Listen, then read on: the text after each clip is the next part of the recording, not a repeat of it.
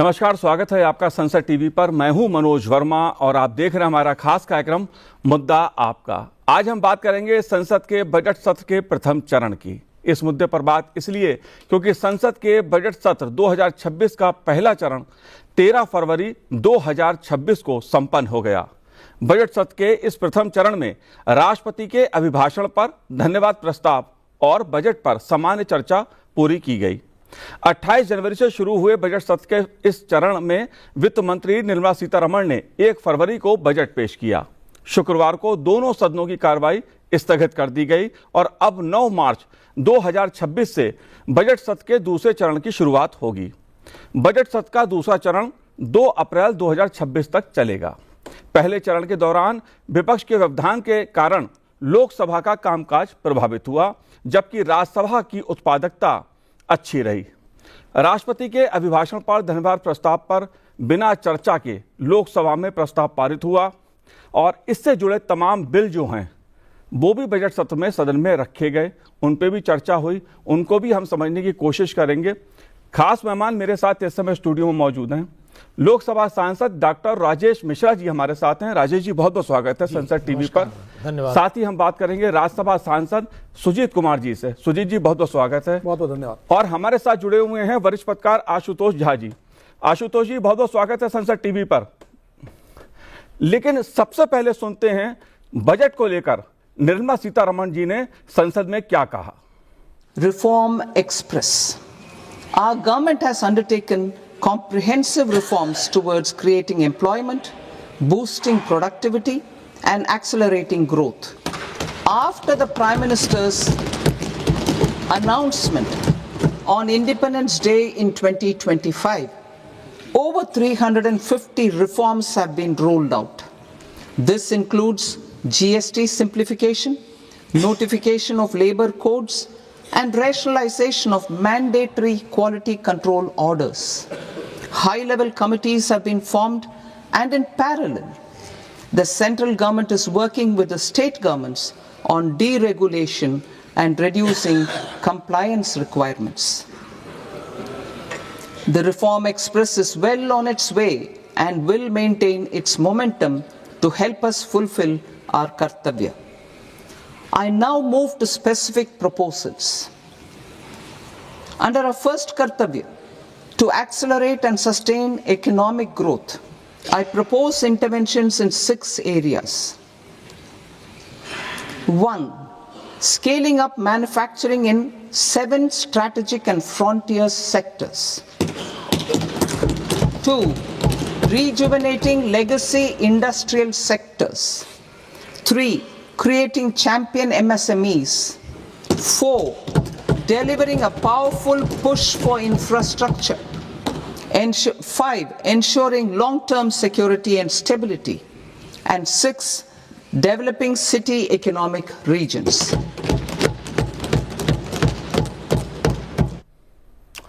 जाहिर सी बात है, रिफॉर्म एक्सप्रेस दरअसल सरकार ने सुधारों के जरिए कैसे भारत आत्मनिर्भर बने और विकसित भारत का लक्ष्य भारत अपना हासिल करे, उसके लिए सुधारों की तरफ जो प्रधानमंत्री नरेंद्र मोदी जी का नेतृत्व है, जो सरकार है, वो रिफॉर्म्स पे खासा जोर दे रही है और उसकी झलक इस बजट में भी देखने को मिली। आइए सुनते हैं प्रधानमंत्री नरेंद्र मोदी जी ने क्या कहा। आज भारत जिस रिफॉर्म एक्सप्रेस पर सवार है, इस बजट से उसे नई ऊर्जा, नई गति मिलेगी। जो पाथ ब्रेकिंग रिफॉर्म्स किए गए हैं, वो एस्पिरेशन से भरे हुए भारत के साहसिक, टैलेंटेड युवाओं को उड़ने के लिए खुला आसमान देते हैं। ये बजट ट्रस्ट बेस्ड गवर्नेंस और ह्यूमन सेंट्रिक अर्थरचना के विजन को साकार करता है। एक ऐसा यूनिक बजट है जिसमें फिस्कल डेफिसिट कम करने, इन्फ्लेशन कंट्रोल करने पर फोकस है और इसके साथ ही बजट में हाई कैपेक्स और हाई ग्रोथ का भी समन्वय है।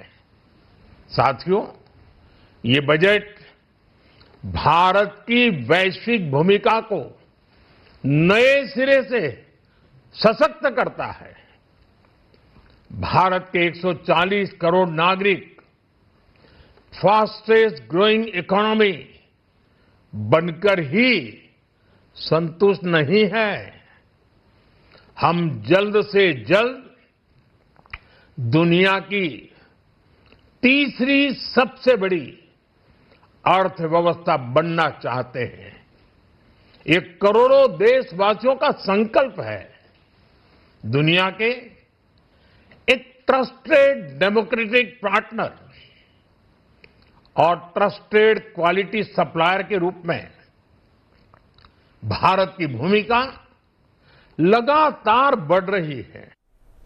जाहिर सी बात है, निर्मला सीतारमण जी ने जो बजट अपना पेश किया है इस बार 1 फरवरी 2026 को, उसके कई मायने हैं। आत्मनिर्भर भारत का भी संदेश है, विकसित भारत का भी लक्ष्य है। उन पहलुओं पे हम चर्चा करेंगे, लेकिन राष्ट्रपति के अभिभाषण पर धन्यवाद प्रस्ताव बिना चर्चा के लोकसभा से पारित हुआ। जैसा कि मैंने कहा कि जो संसद का बजट सत्र है उसके प्रथम चरण में बहुत कुछ ऐसा हुआ जो संसदीय गरिमा की दृष्टि से जिसे ठीक नहीं कहा जा सकता। लोकसभा अध्यक्ष ओम बिरला जी ने सदन को सुचारू रूप से चलाने के लिए राष्ट्रपति के अभिभाषण पर चर्चा हो, इसके लिए बार बार अपील की विपक्षी सदस्यों से, लेकिन विपक्ष के व्यवधान के चलते राष्ट्रपति के अभिभाषण पर लोकसभा में चर्चा धन्यवाद प्रस्ताव पर नहीं हो पाई।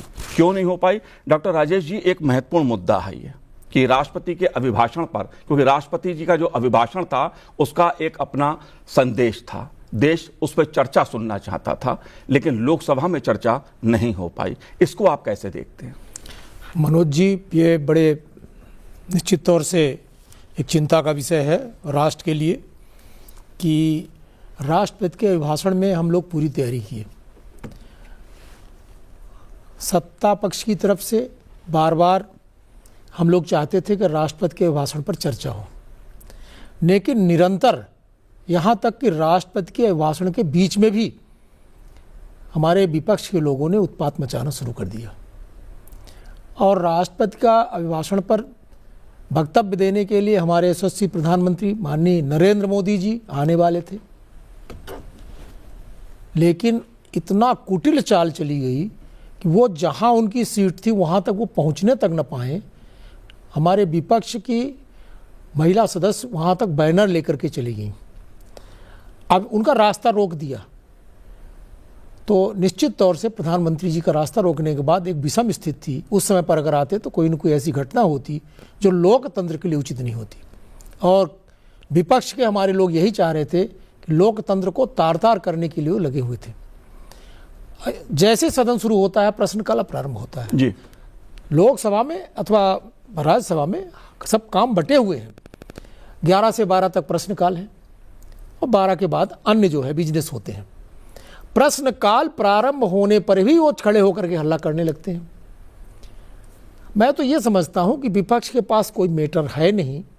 अगर चर्चा होती तो बातचीत होती और बहुत सारे ऐसी बातें आती कि आज तक इस देश की विकास क्यों रुका था। आज हम जब देश स्वतंत्र हुआ तो हम कहाँ पर थे? हम 6th इकोनॉमी में थे, लेकिन हम फिर 11वीं तक पहुँचे। लेकिन आज यशस्वी प्रधानमंत्री नरेंद्र मोदी जी के नेतृत्व में हम तीसरी इकोनॉमी बनने के लिए तैयार खड़े हुए हैं। और ये जो रिफॉर्म एक्सप्रेस चली है वो तीसरी इकोनॉमी के लिए ही एक्सप्रेस वहाँ तक चली है जी। तो निश्चित तौर से ये जो इस बार की घटना हुई कि राष्ट्रपति का अभिभाषण बिना बहस के पारित करना पड़ा, ये लोकतंत्र के लिए एक ठीक नहीं। एक बड़ा मुद्दा है ये कि राष्ट्रपति के अभिभाषण पर धन्यवाद प्रस्ताव पर चर्चा होती है, पक्ष और विपक्ष इस पे अपनी अपनी बात रखते हैं, और लोकसभा अध्यक्ष जी ने बार बार इस बात को कहा कि विपक्ष के नेता अपनी बात रखें, लेकिन राष्ट्रपति के अभिभाषण पर ही खुद को केंद्रित रखें। अब मैं सुजीत जी आपसे समझना चाहता हूं, लोकसभा के अगर हम देखें राज्यसभा में चर्चा भी हुई और वही चर्चा हुई जो विपक्ष चाहता था। प्रधानमंत्री जी ने भी विस्तार से अपनी बात रखी राज्यसभा में। यह अंतर क्यों कांग्रेस पार्टी ने इस प्रकार का व्यवधान लोकसभा में पैदा किया और राज्यसभा में कार्रवाई चली। इसके पीछे आप क्या देखते हैं, क्या वजह थी? देखिए मनोज जी, सबसे पहले तो विपक्ष का, खासकर कांग्रेस पार्टी का लोकसभा में जो रवैया रहा है, ये राष्ट्रपति जी का अपमान है, लोकतंत्र का अपमान है और देश के 140 करोड़ जो अपनी जनता है इनकी अपमान है। और यहाँ चर्चा में बहुत सारे कांग्रेस पार्टी की जो 60 साल की जो देश के खिलाफ इनका जो कार्य रहा है और देश की जनता के खिलाफ इनका कार्य रहा है, ये सब खुल के आता। प्रधानमंत्री जी को इसलिए उन्होंने घेरने की कोशिश की और इन्होंने पूरा प्लान बना रखा था कि प्रधानमंत्री जी आएंगे तो उनके सीट के चारों तरफ घेर ली थी महिला सांसदों ने और कुछ भी हो सकता था, जैसे डॉक्टर मिश्रा जी ने बताया। तो लोकसभा नहीं चलाने का इनका पूरा इरादा था ताकि इनके पोल ना खुले। और देखिए, जब राष्ट्रपति, महामहिम राष्ट्रपति जब दोनों सदनों को संबोधित करती हैं, दोनों सदनों के माध्यम से पूरे देश को संबोधित करती है और सरकार का जो लेखा जोखा और आगे चल के सरकार की जो योजनाएं हैं और सरकार की जो विचारधारा है कि उन जो मकसद है, इसको देश के सामने रखती है। तो आप विपक्ष, आप चर्चा कीजिए, आपको अगर आलोचना करना है सरकार का, आलोचना कीजिए, खूब आलोचना कीजिए। Constructive criticism is part and parcel of democracy, कोई मना नहीं कर रहा है आपको। आपके पार्टी की जो स्ट्रेंथ है उस हिसाब से आपको समय भी मिलता था, लेकिन नहीं, हम रूल नहीं मानेंगे। और ये क्या था, बहाना क्या था? उन्होंने एक अनपब्लिश्ड बुक, देखिए मैं गलवान में जो हुआ या उससे पहले डोकलाम में हुआ, इस पर चर्चा करने के लिए कोई मना नहीं कर रहा, ना सरकार से पीछे भाग रही थी। लेकिन आप एक अनपब्लिश्ड बुक है जिसके ऑथर वो खुद कह रहे हैं कि नहीं, मैंने इसका पब्लिकेशन का परमिशन दिया। पब्लिशर है सो कम आउट ये बोलते हुए कि नहीं, ये झूठ बोलते हैं। उसके बावजूद भी आप जीत करोगे कि नहीं, इसी वहाँ पे जो लिखा है उसी को आप पढ़ोगे। सेंसिटिव मैटर्स हैं, स्ट्रेटेजिक मैटर हैं। 1962 वार के बाद ब्रिगेडियर डलवी ने एक किताब पब्लिश की थी, द हिमालयन ब्लंडर्स। मैं कांग्रेस के सारे मित्रों को मैं कहूँगा वो किताब पढ़े। अगर थोड़ा भी उनमें शर्म होगा तो आंसू आ जाएंगे, खून खौल उठेगा। जिस तरह से गलतियां की हैं, जिसका भुगतान आज तक देश को करना पड़ रहा है, ये बातें करेंगे चाइना की बातें, और ये बहाना बना के ना बोलने देने का इनका इरादा था। लेकिन इनकी पोल खुल रही है। जहाँ तक आपका सवाल है कि राज्यसभा में ये क्यों नहीं हुआ, देखिए राज्यसभा में भी ये करने के फिक्र ये इसमें थे, ये इनका इरादा था राज्यसभा को भी डिस्टर्ब करने का। लेकिन जब इन्होंने लोकसभा में ये हंगामा किया और पूरी देश की जनता इन पर थू करने लगी, तब इनको थोड़ा सा सबक मिला, अक्ल आया थोड़ा सा। और ये राज्यसभा में इसलिए नहीं किए क्योंकि इनकी जो इकोसिस्टम है, इकोसिस्टम को लगा कि नहीं, अब देश की जनता सब देख रही है, सब जान रही है, तो इसलिए ये राज्यसभा में नहीं कर पाए। और प्रधानमंत्री जी का जो आपने भाषण सुना है, पूरे देश ने सुना। उन्होंने अपने सरकार की और देश की जो बातें कही है वो सब है, और ये तो नई बात नहीं है कोई। आशुतोष जी, मैं आपसे समझना चाहूंगा, आप लंबे समय से संसद कवर कर रहे हैं और आपने देखा होगा, हम सभी ने देखा इस बात को कि जब राष्ट्रपति जी के अभिभाषण पर धन्यवाद प्रस्ताव पे चर्चा होती है, पहले से उस पर चर्चा होती है, पक्ष और विपक्ष अपनी बात रखते हैं, सभी दलों के नेता अपनी बात रखते हैं, एक परंपरा, गर्मामय परंपरा सदन की रही है। लेकिन इस बार यह परंपरा टूटी लोकसभा में। इसके पीछे क्या राहुल गांधी जी के बोलने की जिद जिम्मेदार है, विपक्ष का व्यवहार जिम्मेदार है, क्या कारण है इसके पीछे? नहीं, देखिए आपने खुद ही इसका जवाब दिया। जिद जो है ये तो एक सबसे बड़ा कारण है, पर्टिकुलरली राहुल गांधी जी में ये देखा गया।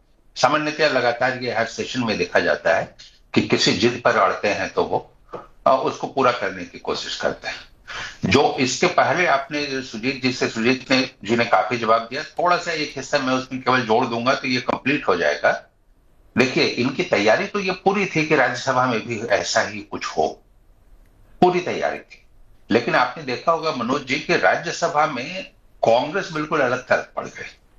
चाहे जिस तरीके से लोकसभा में अखिलेश यादव का या तृणमूल का सपोर्ट थोड़ा मिल रहा था इनको, और बार बार खड़े होकर वो लीडर्स में बोल रहे थे कि भाई लीडर ऑफ अपोजिशन को बोलने दीजिए, बोलना चाह रहे हैं, तो राज्यसभा में बिल्कुल अलग थलग कांग्रेस दिखी।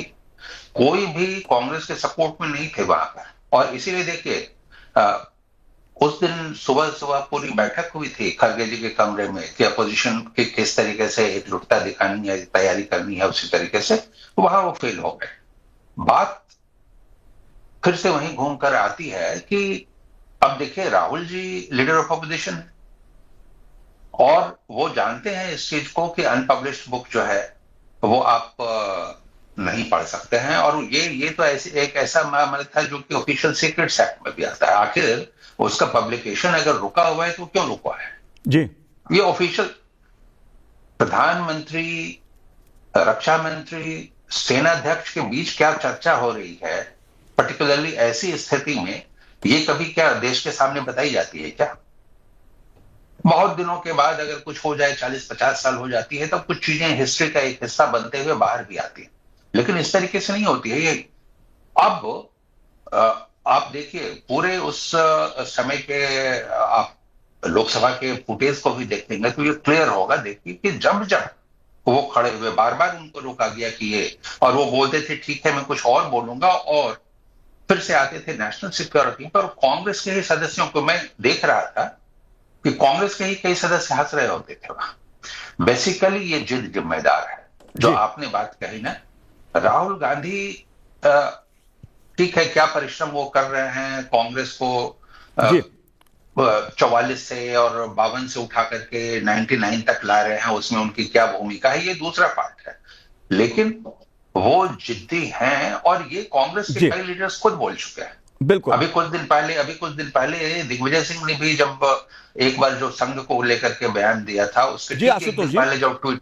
जी बिल्कुल, जाहिर सी बात है, लेकिन मैं जो बात कर रहा हूं वो संसद की गर्मा की बात कर रहा हूं। और लोकसभा में राष्ट्रपति जी के अभिभाषण पे जो कुछ कांग्रेस के सांसद सदस्यों ने किया, जाहिर तौर पर वो संसदीय गर्मा के लिए एक बड़ा सवाल है। लेकिन बढ़ते हैं अगले मुद्दे की ओर, क्योंकि देश का बजट है और बजट का क्या संदेश है। राजेश जी, मैं आपसे जानना चाहूंगा, निर्मला जी ने एक बजट पेश किया, नवा बजट था उनका इस बार, और उन्होंने कहा कि ये बजट रिफॉर्म्स का बजट है, आत्मनिर्भर का बजट है, गांव गरीब किसान का बजट है। आपका क्या कहना है बजट को लेकर? ये बजट निश्चित तौर से रिफॉर्म, परफॉर्म और ट्रांसफॉर्म तक का बजट है। और यशस्वी प्रधानमंत्री नरेंद्र मोदी जी के नेतृत्व में निर्मला सीतारमण जी द्वारा जो 9वीं बार बजट प्रस्तुत किया गया है, ये भी एक ऐतिहासिक चीज़ है। और ये भारत को 2047 तक विकसित बनाने का बजट है, इसमें कोई दो राय नहीं। एक सबसे महत्वपूर्ण चीज़ मैंने देखा है इस बजट में, एक प्रावधान ऐसा है कि किस तरीके से विभिन्न योजनाओं के माध्यम से हम आगे आने वाले वर्षों में भारत के 10% युवाओं की सर्विस सेक्टर में, हम यहाँ तक कि विदेशों में भी इनकी हम ले सकें उपयोगिता। आज मैन पावर की दृष्टि से भारत की जो सामर्थ्य है, भारत की 140 करोड़ जनसंख्या है, जिसको हमारे यशस्वी प्रधानमंत्री जी बोलते हैं कि हमारा एसेट है। ये 140 करोड़ की जनसंख्या हमारे लिए समस्या नहीं है, हमारी एसेट है। उस एसेट का हम अपने देश में और विदेश में किस तरीके से हम हमारे जैसे अयम निजा परोवेति गणना लक्ष्येत साम उदार चरता नाम तु वसुधैव कुटुंबकम, हम पूरे विश्व को एक मानते हैं ऐसा परिवार। तो ये बजट भारत को विश्वगुरु बनाने का बजट है। स्वास्थ्य के क्षेत्र में इस बजट में इतने अमूलभूत परिवर्तन हुए हैं। अक्सर आप देखते रहे होंगे, हमारे वृद्ध जन जब घर में लड़के रिटायर हो करके लड़के सर्विस में बाहर चले गए, विदेश चले गए, माँ बाप अकेले पढ़ते थे, उनको केयर गिवर की जरूरत केयर टेकर की जरूरत पड़ती थी। तो इसमें उसका तक कितना बारीक चीज़, आप एक सिंपल उदाहरण बता रहा हूँ किस तरीके से किया गया है, ऐसे हमारे वरिष्ठ लोगों के लिए कैसी उपयोगिता होगी। इसके बाद हमारे स्वास्थ्य के क्षेत्र में जितने भी पैरामीटर हैं, बायोफार्मा की दृष्टि से हमारे देश में आप जानते हैं कि कितने सारे ऐसे तत्व हैं जिनसे हम रिसर्च करके दवाइयाँ बना सकते हैं, और उन दवाइयों को शुद्धिकरण करके हम अपने देश का उपयोग करके हम उनको एक्सपोर्ट कर सकते हैं। आज भी भारत जो है, मैं समझता हूँ कि दवाइयों के मामले में विश्व में इसकी एक पहचान है। जहाँ तक हम मेडिसिन हमारे यहाँ की बहुत ज़्यादा बाहर जाती है, ख़ासतौर पर जो जेनरिक दवाइयाँ हैं उनकी बहुत सारी डिमांड है। तो इस तरीके से किसी भी क्षेत्र में, आईटी के क्षेत्र में देखिए, हमको आगे चल करके एआई के लिए प्रोफेशनल चाहिए। आज हमारे पास आज आने वाला युग एआई का है, और उसमें युवाओं को हम आज प्रशिक्षित नहीं करेंगे तो आगे चल करके जब हमको जरूरत होगी 5 साल बाद जरूरत, तो हम किसका उपयोग करेंगे? एआई के लिए आपने देखा होगा कि हमारी सरकार ने स्कूल और कॉलेजों में भी वो लैब दिया है कि ताकि हम जो है अपने छात्रों को, मतलब कृषि के क्षेत्र में महिलाओं, सबसे महत्वपूर्ण चीज़ महिलाओं के क्षेत्र में हर जिले में एक हॉस्टल बनाना है जिसमें stem, science, technology, engineering, medicine पढ़ने वाली छात्र हमारी जो मात्राएं हैं उसमें रह सकें, अच्छे से पढ़ाई कर सकें। ये तो बजट जो है वास्तव में चतुर्मुखी विकास है बजट है, और इसका आज नहीं इसका महत्व आगे आने वाले वर्षों में समझ में आएगा। अभी तक जो बजट बनते थे उस साल के लिए बनते थे। इस वर्ष का जो हमारा बजट है ये विकसित भारत के लिए बजट चल है और रिफॉर्म एक्सप्रेस से सवार होकर के आगे चल पड़ा है। जी सुजीत जी, अगर मैं आपसे समझना चाहूं इस बजट के बारे में, क्योंकि 3 कर्तव्यों की बात जी निर्मला सीतारमण जी ने अपने बजट को लेकर कही है कि सरकार ने 3 कर्तव्य को ध्यान में रखकर इस बार का बजट तैयार किया है, क्योंकि लक्ष्य विकसित भारत है। ये 3 कर्तव्य आप कैसे देखते हैं बजट के संदर्भ में? मनोज जी, देखिए ये 21वीं सदी की सेकंड क्वार्टर का पहला बजट है जी। वैसे तो बजट एक आर्थिक एनुअल दस्तावेज होता है, लेकिन मैं मानता हूँ ये अगले 25 साल का रोड मैप है। ये बजट को मैं अगले 25 साल के लिए देखता हूँ। ये बजट में मैं खासकर 3-4 चीज़ों को कहूँगा जो 3 कर्तव्य है। तो ये कर्तव्य राजनीति है। हमारी जो सरकार है ये कर्तव्य राजनीति पे विश्वास करती है, कागजी राजनीति या दफ्तरी राजनीति पे विश्वास नहीं करती है। तो ये 4 चीज़ें क्या, देखिए, एक है सुरक्षित भारत। हमारा जो डिफेंस मंत्रालय का जो बजट था अभी 7,83,000 करोड़ है इस बजट में, ठीक है। 2013-14 में 2,53,000 करोड़ था, तो 3 गुना से ज़्यादा है। आप देखिए डोकलाम देखिए, गलवान देखिए, बालाकोट देखिए, ऑपरेशन सिंदूर देखिए, जिस तरह से मुंह तोड़ जवाब दुश्मन को हम लोग दे रहे हैं। तो ये बजट से हम लोग संदेश दे रहे हैं अपने जो आर्म्ड फोर्सेस हैं, अपने जो आर्मी, नेवी, कोस्ट गार्ड या एयरफोर्स, कि देश उनके साथ है, पैसे की कमी नहीं होगी उनके लिए, ठीक है। दूसरी बात है जो शिक्षित भारत। शिक्षित भारत है तो समृद्ध भारत है। 1,40,000 करोड़ इस बजट में शिक्षा के लिए दिया गया है, ठीक है, जो 8% बढ़ोतरी है पिछले साल से। शिक्षित भारत पे प्रधानमंत्री जी कितना जोर देते हैं ये सबको पता है। तीसरी जो बात है ये है नारी शक्ति का भारत। 5 लाख करोड़ रुपया इस बार जेंडर सेंसिटिव इनिशिएटिव्स के लिए दिया गया, अपने बहनों के लिए। और जैसे डॉक्टर मिश्रा बता रहे थे, हर जिले में एक गर्ल्स हॉस्टल, ये कोई छोटी सी बात नहीं है। पूरी देश भर में पहले लड़कियां साइंस नहीं पढ़ती थी क्योंकि हॉस्टल नहीं था, तो they have to choose between safety and science. आज they don't have to choose between safety and science. वो साइंस की पढ़ाई करेंगे, स्टेम एजुकेशन करेंगे, सेफ एंड सिक्योर एनवायरनमेंट में, ठीक है। चौथी जो मैं बात करूंगा ये है स्वस्थ भारत जी। उसमें मैं खासकर स्पोर्ट्स का जिक्र करूंगा, जो बहुत कम वित्त मंत्री जी को इसका श्रेय मिलता है। पहले 2013-14 में लगभग 1100 करोड़ रुपया हुआ करता था स्पोर्ट्स पे बजट, जो इस बार 4,500 करोड़ है। हम लोग 2030 में कॉमनवेल्थ होस्ट करेंगे, 2036 में हम लोग ओलंपिक्स का हम लोग टारगेट रखें। हम लोग टॉप्स करके एक स्कीम है, targeting Olympic podium scheme, fit India, खेलो इंडिया, ये सब चीज़, इसके लिए पैसे की जरूरत है। 1,000 करोड़ रुपया खेलो इंडिया के लिए इस बार लागत है। तो कोई भी सरकार स्पोर्ट्स के लिए इतना अहमियत नहीं दी थी जितने ये हर साल जो ये सरकार दे रही है। तो ये सबको मिला के, और मैं उड़ीसा से आता हूँ, तो उड़ीसा को पूर्वोदय विजन प्रधानमंत्री जी का है। अभी जो विकसित भारत का जो ग्रोथ इंजन वो पूर्व भारत से आएगी, प्रधानमंत्री जी कह रहे हैं। तो उड़ीसा के लिए बहुत कुछ बजट में है। तो ये बजट देखिए, ये एक मतलब this is a budget with a purpose, this is budget with A philosophy, this is civilisational budget. ये बस ऐसे नहीं कि आपने 1 साल के लिए एक बजट कर दिया। जी, जाहिर सी बात है, परमाणु ऊर्जा और ऊर्जा के दूसरे जो स्रोत हैं उसको भी प्राथमिकता में इस बजट पे रखा गया है। बजट 2026 का जो मूल मंत्र 3 कर्तव्य हैं, उसमें पहला कर्तव्य है आर्थिक विकास को गति देना, दूसरा कर्तव्य है जन आकांक्षाओं को पूरा करना, और तीसरा कर्तव्य है सबका साथ सबका विकास। आशुतोष जी, मैं आपसे जानना चाहूंगा, क्योंकि हम प्रथम चरण की बात कर रहे हैं बजट सत्र की, और बजट जो है वो महत्वपूर्ण प्रक्रिया है संसदीय व्यवस्था में, देश के लिए महत्वपूर्ण है। आप कैसे देखते हैं अगर हम बात प्रथम चरण की करें? देखिए, प्रथम चरण की, अब चूंकि ये बजट सत्र था तो जाहिर तौर पर बजट की सबसे प्रमुख चीज है, और बजट ने उस चीज पर ध्यान दिया जिसकी जरूरत थी।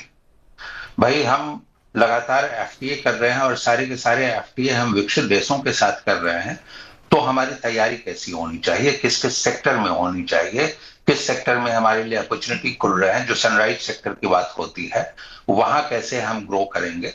तो ये तो बजट बहुत अच्छा था, तो शुरुआत बहुत अच्छी हुई, जाहिर तौर पर मैं ये कहूंगा। लेकिन ठीक उसके बाद जिस तरीके के गतिरोध हुए, और जिस तरीके से गतिरोध सिर्फ नहीं हुआ, बहुत ज्यादा कटुता दिखी, वो गलत था। मैं मनोज जी सच कहूं तो मुझे बहुत उम्मीद जगी थी जो इसके पहले का जो सेशन हुआ था, शीतकालीन सत्र, और उसमें अपोजिशन ने थोड़ा सा सेंसिबल लगा था कि सेंसिबल हो रहा है अपोजिशन, कि 1-2 दिन ठीक है, वो शोर शराबा हुआ और उसके बाद फिर चर्चा हुई। उन सारे इश्यूज पे चर्चा हुई जिसपे अपोजिशन चाह रहा था, अपोजिशन ने भी हिस्सा लिया। मुझे लगा कि अब अपोजिशन इस चीज को मानने लगा है कि भाई जनता जो है वो, और पार्टी को भी तभी फायदा होगा जब वो कुछ बोल पाए, शोर शराबे से नहीं। लेकिन वो फिर से जो back to the square one जो बात होती है, अपोजिशन वहीं गया। और मुझे तो मैं क्या बोलूं, आपने सिर्फ पहले चरण की बात की, लेकिन जिस यहां पर जाके पॉइंट पे जाके ये खत्म हुआ है और जिस तरीके से लोकसभा अध्यक्ष के खिलाफ अविश्वास प्रस्ताव लाया गया है अपोजिशन की ओर से, मुझे लगता है कि ये बहुत लंबा खिंचेगा और दूसरे सत्र में शायद और ज्यादा कटुता दिखेगी, क्योंकि उसके बाद तो फटाफट 5 चुनाव हैं जी। तो ये बजट बहुत अच्छा लगा, सुखद था, सत्र की शुरुआत अच्छी हुई, लेकिन उसके बाद जो चीजें हुई वो बहुत राजनीति पे बहुत भरोसा पैदा नहीं करता है। जाहिर सी बात है आशुतोष जी, आप लंबे समय से संसद की कार्रवाई को कवर कर रहे हैं। जो संसदीय परंपराएं हैं उसमें राष्ट्रपति का जो अभिभाषण है, धन्यवाद प्रस्ताव पे चर्चा होती है, सरकार का एक तरह से लेखा जोखा होता है, वो देश की जनता को पता लगता है जब अभिभाषण पे चर्चा होती है। इसी प्रकार जब बजट पे चर्चा होती है तो देश की जनता को पक्ष और विपक्ष के लिहाज से उनके वक्तव्यों के आधार पर बजट का क्या स्वरूप है, क्या दिशा है, ये भी पता लगता है। सदन में चर्चा होती है तो विभिन्न मुद्दों पर भी चर्चा होती है, और यही लोकसभा अध्यक्ष जी ने सभी सदस्यों से बार बार कहा कि सदन में मुद्दों पे चर्चा हो। लेकिन 2 महत्वपूर्ण बिल, एक लोकसभा में जो न्यू लेबर कोड है उसके संदर्भ में एक बिल पेश किया गया और एक राज्यसभा में आया। जो बिल आया उस पर आपका क्या कहना? देखिए, ये बिल जो है हमारे देश में मजदूरों के लिए एक मील का पत्थर है जी। बहुत सारे असंगठित ऐसे मजदूर थे, गिग वर्कर से लेकर के, जिनको कोई अभी तक हिसाब किताब ही नहीं रखता था। लेकिन इस बिल में मैंने जो देखा है इस बिल को, अब चूंकि मैं लोकसभा में था उस बिल के समय पर, इतने अच्छा इस बिल पे विपक्षियों, हमारे जो कांग्रेस और लोगों ने भी इस बिल पे चर्चा किया जी, सकारात्मक चर्चा रही इसमें। और मैं समझता हूं कि जो चारों तरफ से इतना लेबर को, अभी कोई ये नहीं मानता था कि लेबर कोई बहुत महत्वपूर्ण जो है ऐसा है, आज हमने उनकी पूरी सिक्योरिटी किया, और सिक्योरिटी यहाँ तक किया है कि उनके हेल्थ की सिक्योरिटी, उनके इंश्योरेंस की सिक्योरिटी। और वहाँ भी वो लोग चाह रहे थे गलत तरीके से बताना कि नहीं इसमें तो ये हो जाएगा वो हो जाएगा, आप हड़ताल नहीं कर सकते, आपका कोई हिसाब किताब नहीं रहेगा। यहाँ तक इनके जिस दिन ये ज्वाइन करेंगे किसी भी ऐसे फर्म में, ऐसे किसी उद्योग में, इनको लेटर ऑफ अपॉइंटमेंट मिलेगा। अभी तक क्या होता था कि लोग काम कराते थे, लिख के देते नहीं थे, कभी कोई घटना दुर्घटना हो गई तो उसको कुछ मिलता नहीं था जी। अब उनके पास एक प्रमाण हो गया है, और उसका ईपीएफ भी कटेगा, उसका इंश्योरेंस कटेगा, और उसका भुगतान भी ऑनलाइन, उसका पूरा भुगतान उसको मिलेगा। इस तरीके से बिल्कुल जो लेबर की समस्या थी कि उनके हितों को चिकित्सा से लेकर के सब चीजों से उनको पूरा। बिल्कुल राकेश जी, जो न्यू लेबर कोड है बहुत महत्वपूर्ण है। एक संक्षिप्त सवाल आपसे भी मेरा है, क्योंकि औद्योगिक संबंध संहिता संशोधन विधेयक राज्यसभा से भी पारित हुआ, इसमें क्या खास है, क्या कहना है आपका? देखिए, ये तो एक औपचारिक ये थी, नेसेसिटी थी कि जो 3 हमारे जब नए 4 लेबर कोड आए हैं तो इसमें जो 3 रिपील होने थे, जो industrial dispute act 1947, industrial employment act 1946 और जो ट्रेड यूनियन एक्ट 1926, तो इसको रिपील करने के लिए एक प्रावधान की थी जो नए कोड में थी। लेकिन कहीं ना कहीं लगा कि एग्जीक्यूटिव के पास ही पावर नहीं होनी चाहिए, क्योंकि बिल पार्लियामेंट से पास हुई तो पार्लियामेंट के पास ही ये पावर होनी चाहिए रिपील करने की, तो ये एक फॉर्मेलिटी थी। लेकिन जैसे अभी राजेश जी ने कहा, देखिए ये भारत पहला देश है जो गिग वर्कर्स को सोशल सिक्योरिटी दे रही है। ये जो नए लेबर कोड्स आए हैं, यहाँ पे आपका न्यूनतम वेज, मिनिमम फ्लोर वेज ये नहीं था पहले, equal parity, wage parity for women ये भी था। तो ऐसे बहुत सारे अच्छे इसमें प्रावधान है। पता नहीं विपक्ष वाले क्यों बस इसमें राजनीति करना चाहते हैं। बिल्कुल सुजीत भाई, बिल्कुल ऐसे महत्वपूर्ण बिल बजट सत्र के प्रथम चरण में भी दोनों सदनों में पेश किए गए, उन पे चर्चा विस्तार से होती तो और अच्छा होता, लेकिन विपक्ष के व्यवधान के चलते कई मुद्दों पे चर्चा नहीं हो पाई। लेकिन जब 9 मार्च को सदन की कार्रवाई बजट सत्र का दूसरा चरण शुरू होगा, जाहिर तौर पर मंत्रालयवार अनुदान मांगों पर चर्चा होगी, तब उसमें बहुत से विषय उठकर आएंगे। सुजीत जी, राजेश जी, आपने संसद टीवी से बात की, बहुत बहुत शुक्रिया, बहुत बहुत धन्यवाद हमसे बात करने के लिए। आशुतोष जी, बहुत बहुत धन्यवाद संसद टीवी से बात करने के लिए। तो इस कार्यक्रम में इतना ही, मुझे दीजिए आज्ञा, नमस्कार।